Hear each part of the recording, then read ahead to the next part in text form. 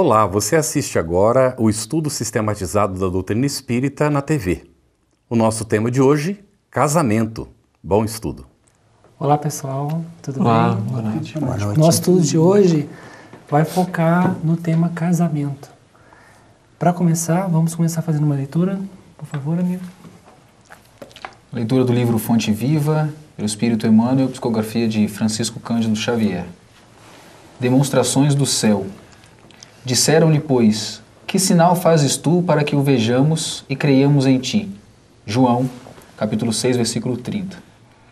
Em todos os tempos, quando alguém na terra se refere às coisas do céu, verdadeira multidão de indagadores se adianta pedindo demonstrações objetivas das verdades anunciadas. Assim é que os médiuns modernos são constantemente assediados pelas exigências de quantos se colocam à procura da vida espiritual. Houve dia em que a turba vulgar dirigiu-se ao próprio Salvador que a beneficiava, perguntando: que sinal fazes tu para que o vejamos e creiamos em ti? Imagina, pois, que se ao Senhor da vida foi dirigida semelhante interrogativa, que indagação não se fará do alto a nós outros, toda vez que rogarmos sinais do céu a fim de atendermos ao nosso simples dever? Muito bem, vamos à prece? Vamos fechar então os nossos olhos e levar os nossos pensamentos a Deus nosso Pai, Jesus nosso Mestre Maior, rogando o amparo do alto, dos benfeitores da espiritualidade, agradecidos por esse momento, por mais esta oportunidade de troca e de aprendizado acerca das lições do Teu Evangelho, Senhor, sobre as máximas trazidas por Kardec, que possamos aproveitar estes momentos no aprendizado que nos revigora, que nos orienta, que nos adequa o intelecto, para que possamos, cada dia, nos fazermos pessoas melhores. Graças a Deus. Graças a Deus. Muito bem, o tema de hoje é casamento, e nós vamos começar com uma pergunta, como um fundamento para o nosso ponto de partida, que é a questão 695 do Livro dos Espíritos, em que Kardec faz o seguinte questionamento aos espíritos superiores. Será contrário à lei da natureza o casamento, isto é, a união permanente de dois seres? Resposta dos espíritos: é um progresso na marcha da humanidade. Percebam que o primeiro ponto, acho que vale a pena fazer uma análise, é que Kardec já associa o casamento à união permanente entre dois seres, Pessoal, o que seria essa união permanente? O que está vinculando a permanência desse encontro de dois seres? E aí? O que vocês acham? Eu entendo aí que a união de dois seres aí, ele não determinou quem são esses dois seres. E essa união vem do mundo espiritual, no planejamento feito antes da reencarnação. Então, nós podemos ter feito a união desses dois seres lá no mundo espiritual. Então, isso tudo planejamento que é feito lá. Então, a partir do momento que se fez esse planejamento, essa união também já está planejada nessa conversa que foi feita antes. Então, acho que eu entendo que essa união vem daí, desse planejamento espiritual. É a união de espíritos. Por isso que ele fala de dois seres, é a união espiritual. E essa união espiritual envolve uma troca mútua entre os dois seres, num processo de aprendizado, de fortalecimento, de crescimento e de doação recíprocos, que envolvem uma série de deveres para com o companheiro ou a companheira, em termos de doação, de aprendizado, e que revelam muito a respeito desta união esponsalícia, que se materializa no plano terreno, em obediência, de acordo com esse planejamento reencarnatório que, com certeza, já previu essa união entre esses seres aqui. Existe uma concepção, e para nós evolutiva, de que essa ancestralidade do casamento ela se inicia onde? Perceba que existe, do ponto de vista do casamento, uma união física e uma união de espírito, de alma, correto? Isso. Pessoal, o que impulsiona a união dos corpos? Pensando no sentido dessa evolução, o que está evoluindo aí? O que existe de comum entre nós e os reinos primários que atrai os seres, que impulsiona a lei de reprodução? É o sexo. Se abordarmos o tema de maneira como o assunto do tema não é hoje, a gente pode dizer que o casamento, na verdade, ele se precipitua, ele se inicia, né? Ele se principia justamente nessa atração que existe em os seres. Que inicialmente existe uma atração física, porque existe um impulso, né, sexual em nós, mas isso não congrega a integralidade do que une dois seres. Como muito bem colocou o Rodrigo, existe uma transcendência desta união, que é o quê? Efetivada pelo amor. Então, assim, se principiamos uma atração instintual, isso existe em nós, posteriormente nós teremos, né, temos instintos, evoluindo para as sensações, até porque existe aí o eixo do prazer como um instrumento criador e divino, né, de atração dos seres, e depurando essas sensações, alcançamos uma expressão do que seja esse encontro de almas ou encontro de espíritos na espécie humana por meio do amor. Pessoal, quando ele diz, os espíritos respondem então que o casamento faz parte da lei da natureza e diz que é um progresso na marcha da humanidade, como é que a gente pode associar então esse vínculo afetivo entre dois seres e a concepção de uma relação monogâmica? Sem entrarmos muito no tema, né? Como é que vocês compreendem isso? Como é que essas duas coisas se conjugam? Interessante que no Consolador, a questão 179, é perguntado para Emmanuel: no capítulo das afeições terrenas, o casar ou não casar está fora da vontade dos seres humanos? Ou seja, eu caso se eu quero ou se eu não quero? Aí Emmanuel responde: o matrimônio na Terra é sempre uma resultante de determinadas resoluções, tomada na vida do infinito antes da reencarnação dos espíritos. Seja por orientação dos mentores mais elevados, quando a entidade não possui a indispensável educação para manejar as suas próprias faculdades, ou em consequência de compromisso livremente assumidos pelas almas antes de suas novas experiências no mundo, razão pela qual os consórcios humanos estão previstos nas existências dos indivíduos, no quadro escuro das provas expiatórias ou no acervo dos valores das missões que regeneram e santificam. Então, o casamento não é simplesmente a união de dois corpos. É a união de dois espíritos. Para quê? Existem compromissos aí. Compromissos que ele fala aqui, valores de missões, mas principalmente provas e expiações. Existe um sentido. Isso.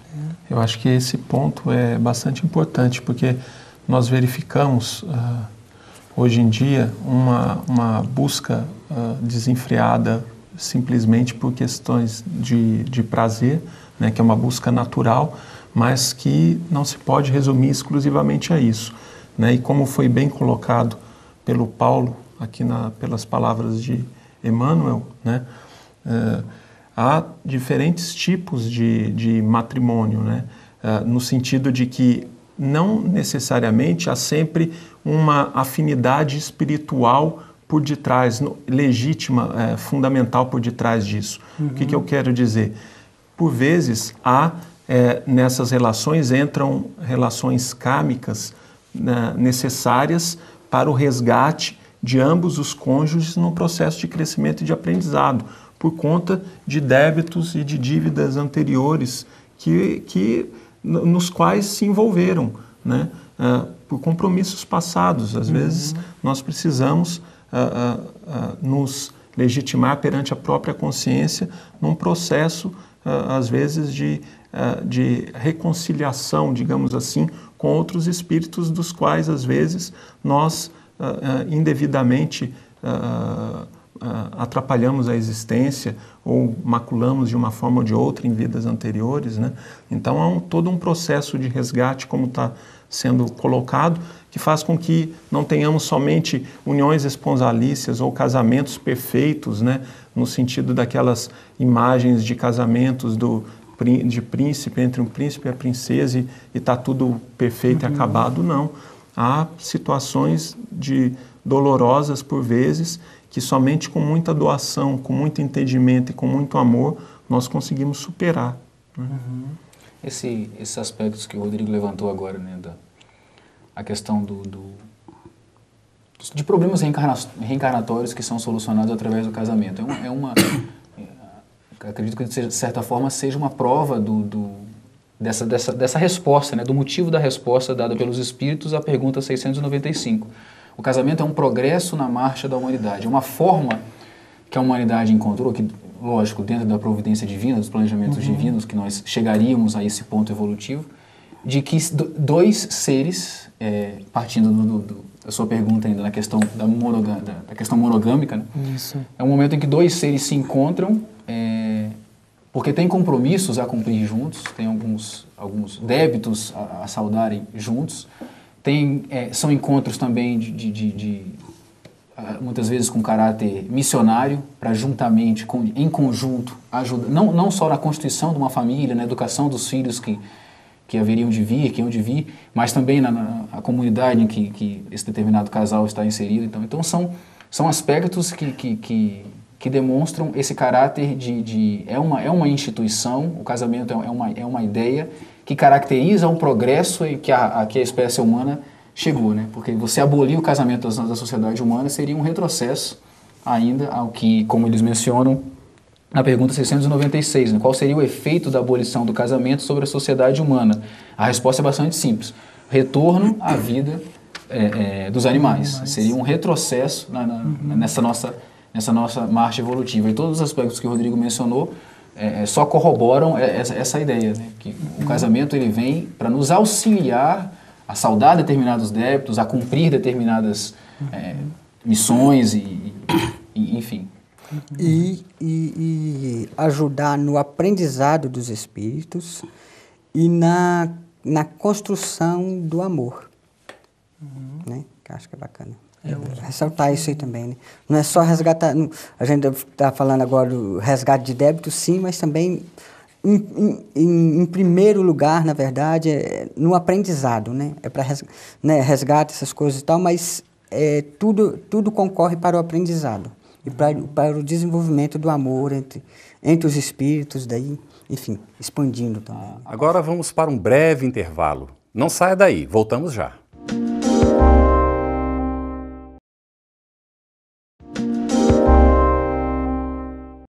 No Evangelho segundo o Espiritismo, que se diz que a família, o casamento ele proporciona, o germe inicial ali da constituição de uma família. E a família é uma microsociedade. Né? É ali que é um agrupamento, é um grupo de seres humanos reunidos em laços consanguíneos, em laços comuns. E eu não me lembro especificamente o capítulo em que isso é abordado no Evangelho segundo o Espiritismo, mas que a família é a nossa primeira escola evolutiva. Né? Dentro de uma determinada encarnação, dentro de um determinado momento na nossa escala evolutiva, a família é uma oportunidade que você tem de aprender, de exercitar o amor ao próximo, né? Aquele que está realmente mais próximo de você. Então, o quão essencial é o casamento para o nosso aprimoramento, principalmente moral. Né? A gente precisa só ter o cuidado de não identificarmos o casamento do ponto de vista do compromisso jurídico firmado entre dois seres, porque, na verdade, o que é colocado aqui é que o casamento no seu simbolismo da transcendência desse significado, que é um encontro de almas verdadeiro.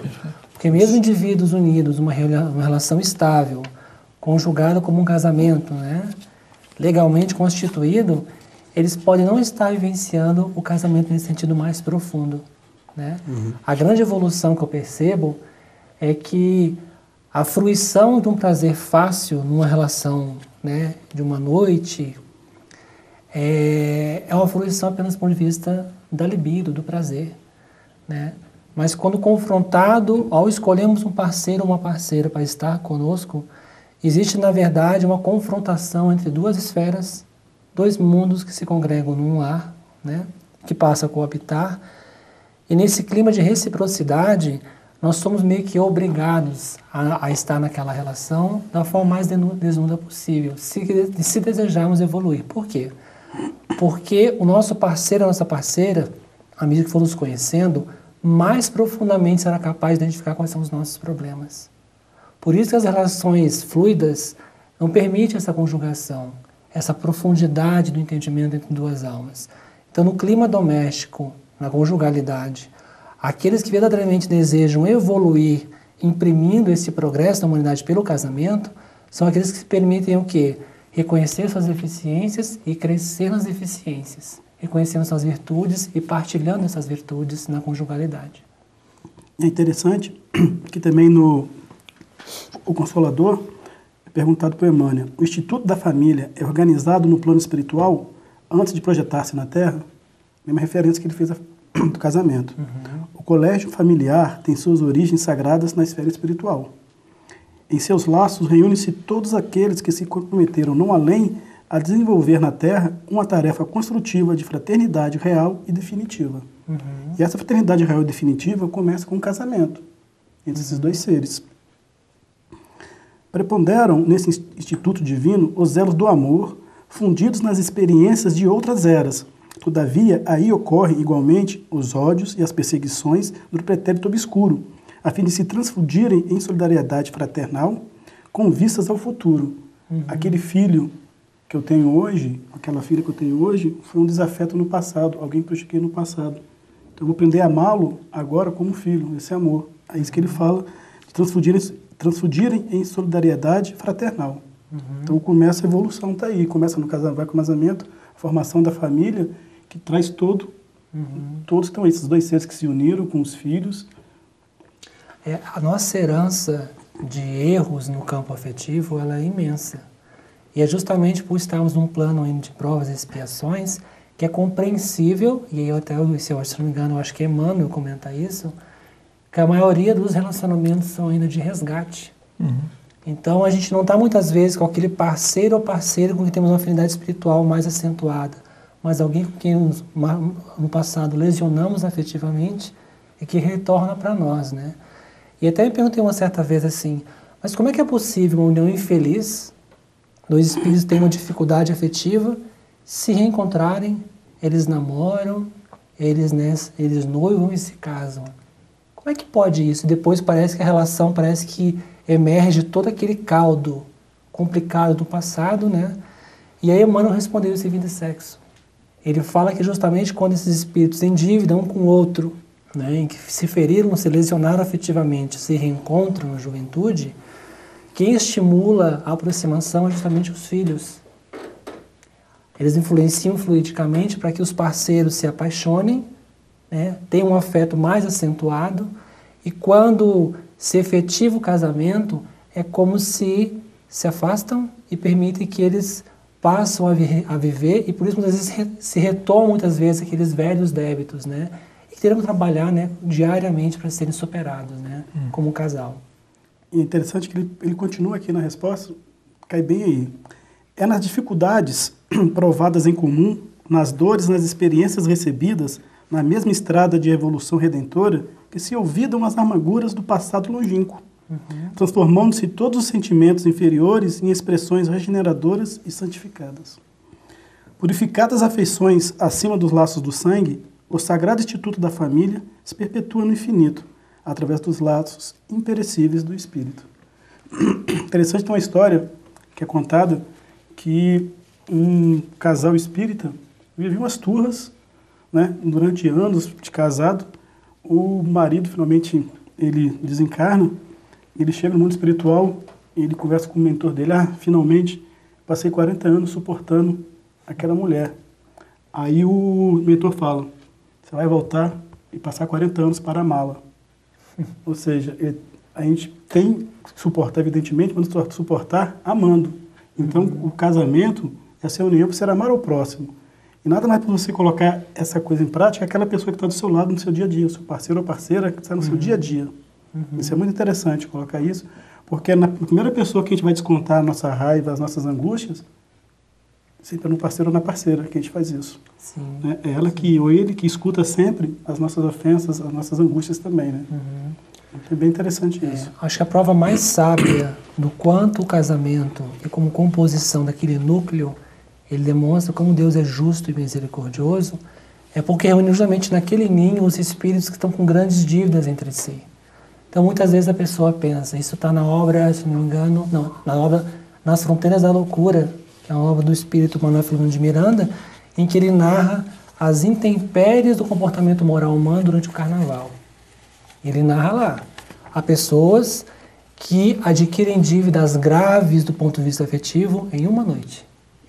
Porque a pessoa vai lá, toma o outro como apenas um objeto, e não imagina que muitas vezes as consequências espirituais para ele, para aquela entidade, para aquele outro espírito reencarnado, advirão em outras encarnações, né? São os grandes dramas que a gente observa muitas vezes, né, em lares que têm grandes distúrbios relacionais, né? Mas são os resgates necessários via casamento. Mas percebam que Kardec, ele parte do plano de um entendimento de almas que estão congregadas a estarem juntas, verdadeiramente pelo amor. Então nós citamos aqui algumas situações que elas não reúnem qualidades que caracterizem que seja o casamento nesse sentido mais pleno, mais divino, né?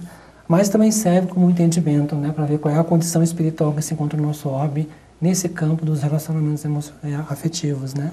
Mas nesse caso, como você mencionou, a gente está mencionando os casos em que as pessoas se unem e têm problemas, né? A dificuldade de amar, como no caso que você mencionou, e aí surge aquela questão da possibilidade, se pertence à lei natural ou não, a indissolubilidade do casamento. A questão do divórcio, né? A questão do... Uma vez casados, devemos permanecer casados até que a morte nos separe, como diz. E essa pergunta foi feita, é a pergunta 697, que diz o seguinte: a indissolubilidade absoluta do casamento pertence à lei natural ou apenas à lei humana? E a resposta é uma lei humana muito contrária à lei natural. Mas os homens podem modificar as suas leis, somente as naturais são imutáveis. Uma dificuldade que me surge na compreensão dessa ideia é esse momento em saber, né, se você está num relacionamento e esse relacionamento passa a ser um motivo de infelicidade, como parece ter sido o caso que você mencionou desse casal espírita de 40 anos, que ele diz ter suportado a mulher. Né, de você, o quanto que nós devemos, eu vou usar a palavra suportar, que foi a que ele usou, uma aparente infelicidade junto a um companheiro ou uma companheira, em nome da ideia da indissolubilidade do casamento, em nome da ideia de que nós devemos, se estamos unidos a alguém, é por um motivo maior, é por algo ligado à providência divina, está nos planos de Deus e tal. Então, há eu acho que passa muito por essa análise, né, de que você tem que se fazer, de qual o motivo de eu estar ligado a determinada pessoa, se isso me engrandece, se isso ajuda no meu autoconhecimento, como você mencionou, se isso faz com que eu me perceba como um ser falho e busque o meu autoaperfeiçoamento, né, tendo o parceiro ou a parceira como muitas vezes como um espelho, né? Então, é importante lembrar que os espíritos afirmam que a indissolubilidade absoluta do casamento é uma lei humana e não faz parte da lei natural. Então, os casamentos infelizes, pelo entendimento aqui expressado, podem ser desfeitos se forem motivos de... Mas a dúvida que persiste, que eu gostaria até da ajuda de vocês, é como saber esse momento, né? Como sentir que não dá mais, que aquilo já não é mais útil, evolutivamente falando, a nós. Agora vamos para um breve intervalo. Não saia daí, voltamos já.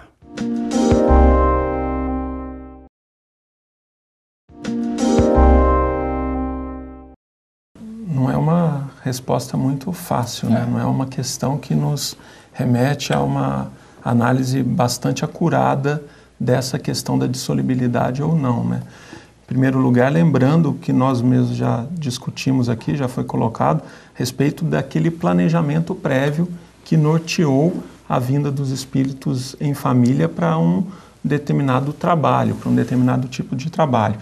Mas, abordando diretamente a questão que você coloca, Rodrigo, se nós lembrarmos lá, há um exemplo bastante interessante no livro Ação e Reação, O capítulo chama-se Dívida Abandonada, Largada. O termo exato me fugiu aqui à memória. Mas é o caso de um casamento entre Ildeu e Marcela. E dessa união nasceram 3 filhos, né? Logicamente vinculados a eles já de pretérito anterior. Só que Ildeu, por questões próprias, acaba se envolvendo emocionalmente com uma outra moça e pretende que a esposa atual, a Marcela, o abandone a todo custo. E ele acaba se envolvendo e atraindo espíritos que o fortalecem nesse desejo de separação, e isso culmina com um determinado momento em que ele chega a pensar, inclusive, na morte física da companheira encarnada, para que ele se visse livre, né, para que ele pudesse, então, viver a aventura amorosa com essa outra irmã, né? Nesse momento há uma intervenção do plano espiritual que impedem que a Marcela, que cuidava de uma forma muito cuidadosa de todos os filhos, que isso se dê, né? Mas chega aquele momento em que a própria esposa percebe, olha, se é o que você quer, então eu te libero desse compromisso. Vai e seja feliz. E, inclusive, ela é recebida no plano espiritual, onde os familiares procuram cuidar dela, porque ela não queria, em absoluto, abandonar aquele casamento. Ela estava vinculada e procurando fazer o máximo possível para o marido e para os filhos, mas na situação em que chegou, em que o marido já pensava, inclusive, em assassiná-la, né, houve essa intervenção do plano espiritual e eles se separam, né? Por isso é que eu digo que essa questão que você coloca, Rodrigo, de qual é o momento para isso, qual é o grau de infelicidade, se o casamento ainda é útil ou não, né, remete a isso. Neste momento foi considerado pelo plano espiritual como um momento em que era melhor que os dois seguissem os seus caminhos em paralelo, né? Ele foi viver, então, Ildeu a sua aventura amorosa e Marcela continuou com os filhos, o que não estava planejado. Mas nós, no uso do nosso livre-arbítrio, modificamos a todo momento as nossas experiências, né? E com o casamento se dá o mesmo. A gente pode ressaltar, isso é um drama até contemporâneo, né? Qual é o limite para que uma pessoa mantenha um relacionamento? Se a pessoa reconhece que não existe mais amor na relação, o que vai frutificar nessa relação se não tiver amor? Né? Se o casal já não se gosta como antigamente, e passar a haver uma conveniência de uma relação, qualquer relação aí vai para um lado mais detestável, né? Vão passar a não se gostar, vão ter os problemas de conflito, e do conflito para as áreas mais complexas da relação humana, do ponto de vista da violência, é um passo. Então, muitas vezes, é preferível aquilo que já se esgotou no campo do afeto se aparte, porque o casamento, no sentido mais simbólico, já se desvinculou, porque não se gostam mais. É preferível que tragédias maiores aconteçam, entendeu? É preferível evitar essas tragédias maiores e o casal se aparte, né? Então, a gente sabe que aquela famosa frase, né? O que Deus uniu no céu não se rompa aqui, porque o que Deus une no céu? É pelo amor, né? Vai lembrar uma passagem, né? As bodas de Caná, que Jesus começa justamente a missão dele junto a nós, né? De mostrar o amor em ação num casamento, e que é um simbolismo do significado do casamento da alma humana com a divindade. Então, se a gente empreender o mesmo amor que cultivamos a Deus nas nossas relações, e particularmente nas relações afetivas do casamento, nós teremos aí um tempero diferenciado para poder impulsionar a nossa evolução, né? Mesmo em relações mais difíceis, né? Porque enquanto tiver amor, é possível ainda a construção ou a reconstrução daquilo que está prejudicado ou vulnerabilizado, né? É como você disse, existe o nosso livre-arbítrio, mas existe também o nosso desejo de reforma íntima. E nossa reforma íntima também é combater os nossos males, que existem dentro de nós. É interessante que um padre, no casamento, ele disse que o casar não é aquele ato, aquela ação, aquela celebração daquele ato naquele momento. O casar é todo dia. Você está casando todo dia com o seu parceiro ou com a sua parceira. Então, isso muitas vezes acomoda as pessoas. Ah, eu casei, já estou casado. Não. Você casa todos os dias. Cada dia você está casando um pouco com o seu companheiro ou companheiro. Então, isso, tem que lembrar disso sempre. Que a gente também tem que lutar contra o nosso orgulho, o nosso egoísmo, os nossos quereres. Porque muitas vezes eu quero separar porque eu quero me acomodar naquilo que você falou, da aventura, de querer continuar fazendo o que eu fazia antes. Não, existe um compromisso. Você tem que assumir o compromisso também. E essa partilha, e ser sincero com a parceira ou com o parceiro. E essa sinceridade parte disso também, desse compromisso que foi assumido. Então isso tem que ser entendido isso também. E no Evangelho, segundo o Espiritismo, no item 8 do capítulo 14, fala assim, há duas espécies de família. As famílias pelos laços espirituais e as famílias pelos laços corporais. Duráveis as primeiras, se fortalecem pela purificação, se perpetuam no mundo dos espíritos, através de várias migrações da alma. Ou seja, vai e volta, essas se perpetuam. As segundas, ou seja, dos laços corporais, frágeis como a matéria, se extinguem com o tempo e muitas vezes se dissolvem moralmente já na existência atual. Ou seja, às vezes são aqueles casamentos por interesses, casamentos por... a pessoa é rica, ou por posição social, ou por nome. Então acaba acontecendo isso. Esse com o tempo se acaba. Porque, na verdade, eles nunca tiveram um início, que é a função do casamento, que é o fortalecimento desses laços. Então, a família acaba se extinguindo nesse momento. Sim. O Paulo mencionou algo agora que acabou ajudando aqui a construir a resposta dessa indagação que eu trouxe.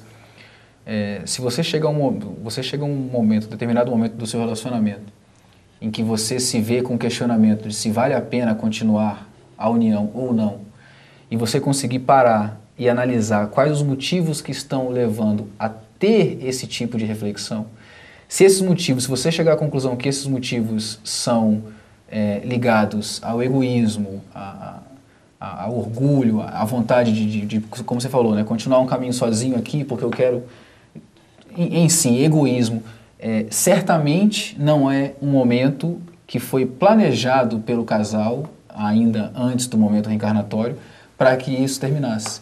É a influência do nosso livre-arbítrio tendencioso, talvez cedendo a algumas tentações, a tentação de alguns prazeres